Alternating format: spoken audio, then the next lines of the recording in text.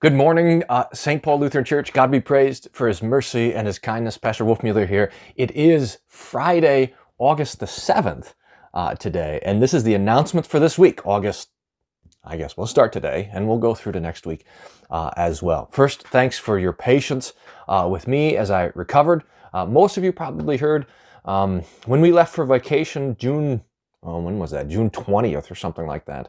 When we arrived in Colorado, I got really sick.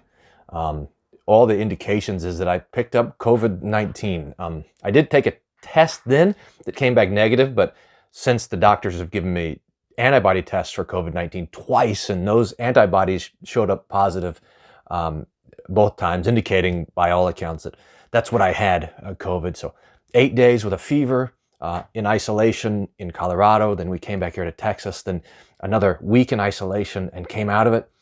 And then got these mental symptoms where I was stuttering and forgetting my name and having trouble writing and reading and all that sort of stuff. So, symptoms like encephalitis.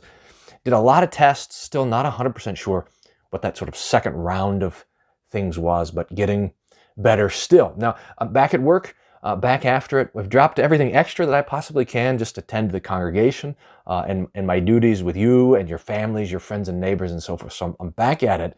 I appreciate your patience with me so far and really appreciate the help from Pastor Mitwoody, from Jonathan Mueller, from all the elders in my absence. And I'll appreciate your patience going forward. I think probably I'm still getting better. So if you could just treat me like a 85 or 95-year-old man, just expect me to be moving a little bit slow. Give me a couple chances to remember things and things like that, and we should be all right. If you just imagine that I aged about 50 years in the last month, then we'll be right on the same wavelength. A number of exciting things are happening in the future of our congregation. Now, the elders met last night on Thursday night and made a number of decisions that are going to affect the life of our congregation going forward. So I wanted to outline those for you and explain them to you, and hopefully this video and videos like this will be forthcoming in the weeks to come to explain it as well. So again, here's the announcements for the life of the church coming up. The first thing is this. This Sunday, August the 9th, and next Sunday, August the 16th, will follow the pattern that we have had for the last few months. So we'll premiere our service on YouTube, our recorded service. We recorded that on Wednesday. We'll premiere that at 9 a.m. In fact, it'll start at 8:45, but with pre-service, and the bell rings at 9 o'clock on YouTube this Sunday and next Sunday. And then we'll have our Bible class at 10:30 also next Sunday on Zoom with our Zoom meeting.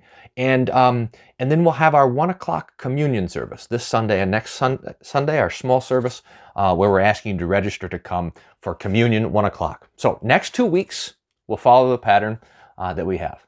But then we're going to make a major shift the week of August the 23rd. Now, it's kind of the way to think about this is we want to begin to provide an array of opportunities for you and your family to engage in the Lord's Word and with the Lord's body and blood, understanding that we're in the midst of a pandemic still.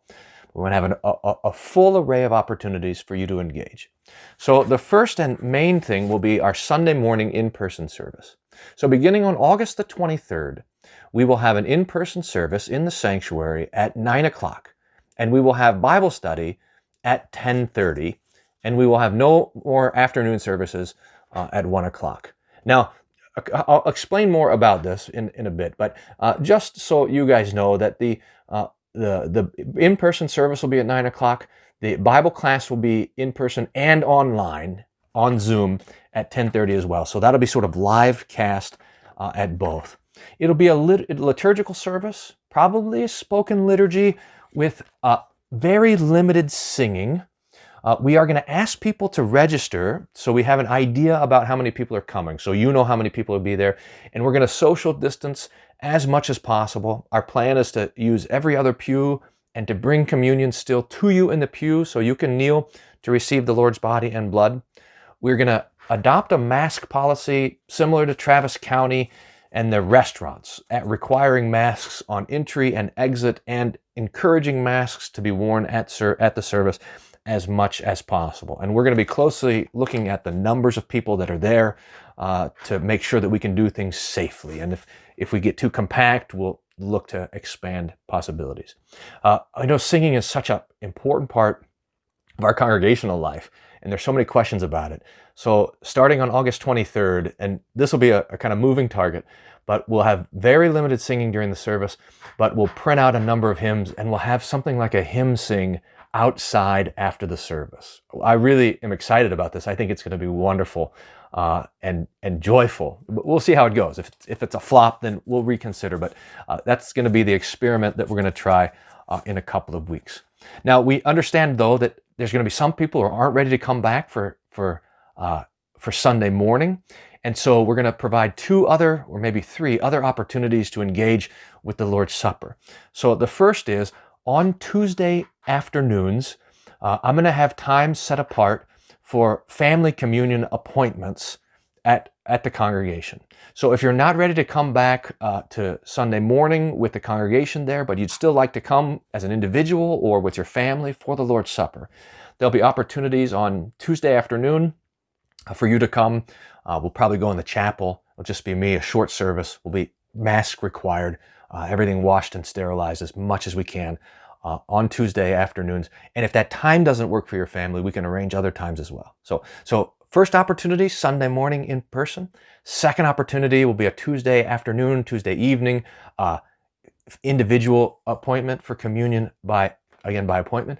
And then if you're still not ready for that, but you'd like me to come to your family to bring communion to your home, then that'll be our third option. So that'll probably be on Thursdays and Fridays, home communion visits, and that'll begin also August 23rd as you're comfortable with that. For those who are still not ready for any sort of kind of personal contact, we're going to continue our online services. We'll continue to produce those and publish those each week. Probably in September, we might delay those until Sunday afternoon, but that's coming down. So again, this will be our array of opportunity. Sunday morning in person, Tuesday afternoon by appointment, Thursday morning homebound as well.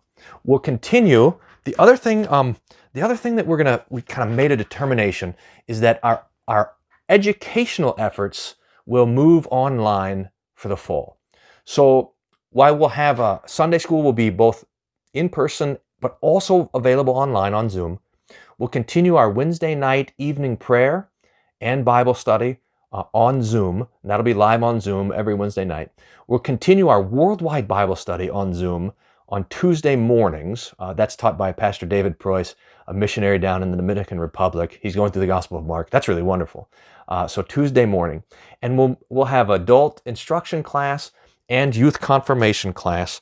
Those will be online on Zoom as well. And that's another exciting announcement. So beginning the week of September 13th, that's the week after Labor Day, Sunday after Labor Day, that Sunday, we'll begin both our youth confirmation as well as our new member instruction classes. There's a number of people who have signed up. And if you're interested in taking our new member class, please send me an email with your name and I'll be contacting you with all those details that are coming up for when we'll start, when we'll have class and how it'll work and everything else like this. So that's what's happening. So next 2 weeks are normal as they have been normal, if anything's normal these days.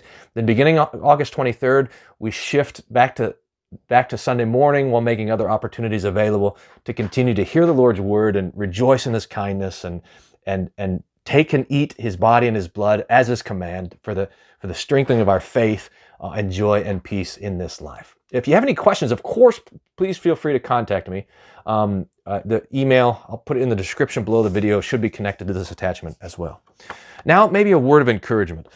This Sunday, August the 9th, it's the Sunday of the Night of Miracles on the Sea. We'll hear on Sunday this beautiful text from Matthew 14, where Jesus walks to the disciples on the sea. It's just perfect for our day. And the word of the week, I want you guys to listen for this. The Greek word is tharsete. It's 7 times in the New Testament. This is the word that Jesus says when he sees them on the boat and he comes up to them and he says, tharsete, ego eimi, me phoebe. Take heart, be of good courage. Don't be afraid, it's me. Don't be afraid, tharsete. It's the same word that Jesus uses at the end of John chapter 16 when he says, be of good cheer, tharsete. In this world you will have trouble. Tharsete, I have overcome the world. So listen for that in the readings and in the sermon this week, and boy, let that word echo in our own hearts and our minds that the Lord Jesus wants us to be of good cheer. It's not because we're not being beaten, buffeted by the waves, but because He's watching, He's praying for us, and He's our deliverer. He's always our deliverer. He's always our comfort. He's always our Savior, even right now. So God be praised, and may the Lord grant us His Holy Spirit, so that this week, August 9th, August 16th, this week, in the year of our Lord 2020 would be a week full of His word, full of His kindness, and full of His peace. Thanks again. God's peace be with you.